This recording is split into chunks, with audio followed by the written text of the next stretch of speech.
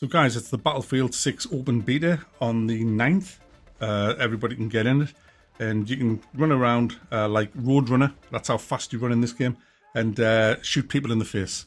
That's providing, of course, you have secure boot enabled in your BIOS. If you have Windows 11, you probably already have. It was a requirement. Most new PCs have this. But if you have an older PC, and only a couple of years old PC, the chances of it being enabled are slim. What is it? It's an anti-cheat. Well, it's not an anti-cheat. It's just, what it does is, it's got nothing to do with cheat. All it is it's a part of the BIOS that interferes with how your PC boots up. It basically prevents software from running before your operating system starts. So if you have like cheat software on your PC that would normally run before your operating system starts up, it won't allow that. It'll prevent that from happening. So it will potentially stop cheating. More on that in a second.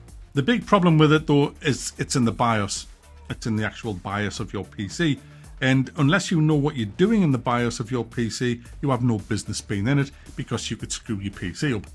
And even if you do know what you're doing in the BIOS, you could still screw your PC up if your BIOS needs an update. And a lot of older BIOSes will need updating before you can change the secure boot option. Now, the danger in that is if you have a power cut. If you have a power cut during a BIOS update, well, you're fucked, basically. Unless you do what I do, and what you should all do is you must have a flashback. Great game, that, flashback. What that is, it's just the option where you can use a memory stick to reinstall it. But I guarantee a lot of gamers don't know anything about that stuff. And also, if you hit a wrong setting in the BIOS, which you could easily do, they're not the best UIs in the world.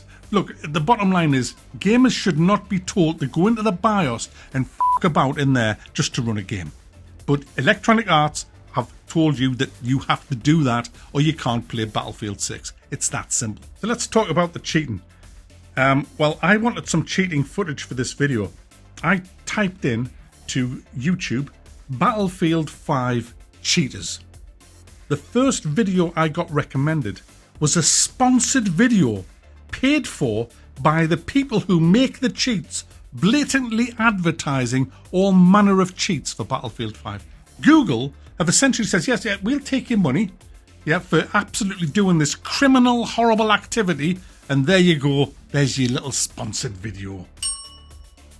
Fuck off. No fucking wonder the cheaters are winning. It's just pathetic, absolutely pathetic. It's almost as bad as allowing criminals to enter your no, we can't. So let's have, who are these cheaters anyway? What kind of a person? I'm not a psychologist, but I can give you Mac's kind of take on what these people are. I think, apart from being a very sad, lonely people with no friends, I think that's a given requirement for cheaters. They're also the worst gamers to have ever lived. These are the people that can barely hold a mouse, let alone control one. They have zero skills, don't know what they're doing, have no idea of tactics, but they yearn to be up at the top of the leaderboard. They think that that's all that life's about, getting to the top of that leaderboard. So they get their money from their mother, obviously, because they won't be able to hold a job down because they've got no sense or brains or skills or any kind of self-esteem to even look at other people. They'll be so like in themselves, you know, in reality, in the reality. They may project a different kind of, oh, hi, this is me. They'll probably all have YouTube channels, you know, but deep down when they switch off their little stream and they go back into their real self, they're just like this, you know, that witch off Game of Thrones, who when she takes her necklace off, she turns into a frail little old one. That's kind of what they are. That's what a cheater looks like in reality. But when they're on the battlefield, they put on the necklace and they're looking all good and they're like, hey, look at me, look how great I am. You know, that's the kind of person we're looking at. This sad, reclusive little waste of space who lives in the mother's basement and is useless at everything. No friend, no self-esteem, no job, nothing. and they just sit there with probably wrinkled up curly fingers at their PC, drooling down one side of the back. We get the idea. We get the idea. So that's the kind of person that we're dealing with here. I would jail them.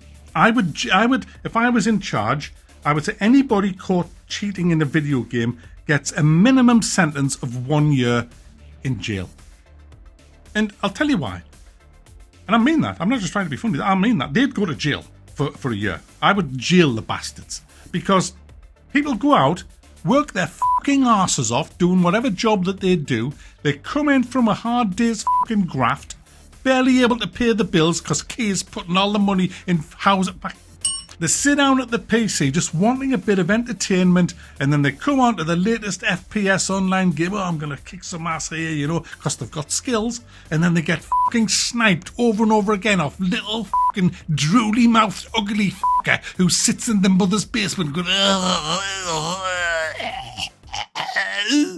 them lot. And it ruins their entertainment, and these guys need entertaining. They've been working hard. You know, all the women that's been out there working hard as secretaries and nurses, and the men who've been doing warfare and digging holes. You know, they come home, they need their gaming fix. And these people ruin it. These people ruin it. So I'd jail them. During the war, I mean, in the good old days, guys, we didn't have to worry so much. Through Quake, Quake 2, Medal of Honor, Allied Assault, Battlefield 1942, Battlefield Vietnam. There was cheats out there, but people didn't bother with them. There was cheats around in Quake 1, I've seen them, but hardly any cheaters. And I mean, literally, we'd be playing clan games. I played clans for Quake 1, Quake 2, Medal of Honor, Allied Assault, Battlefield 1942, Battlefield Vietnam. Viet Cong was in a clan for that. And, you know, we never saw cheaters. We never had cheaters bothering us at all because people just wanted to be good. They wanted to get there on their own because they know that if you cheat and you come top of the leaderboard, you haven't done anything. You're shit. You'd have probably been last. You know, the cheat did it. You didn't do it. So what's the fucking point? I mean, what's the fucking point? There is no point. You know, but we live in different times now. Gen Z, millennials, back don't. And it's now important. So there you go, guys. It's a sad situation that we have here with online gaming. It's fraught with cheating bastards, and there's not a lot you can do about it. They'll be circumventing secure boot within weeks, and Battlefield 6, in my opinion, I've no proof of this, but in my opinion, the cheaters will be all over the place in a matter of weeks, if not a matter of days. And I don't think any company should be telling their customers to start fucking about in their BIOS. I just don't. It's just yet again another sad reflection of the sad fucking state of things in society. I blame Mac don't. But I do. It's society. It's a societal problem, this. It's an entitled society problem. It just is. And I could go on and on and on about that. But if your society's wrong, everything else is going to be wrong. Damn.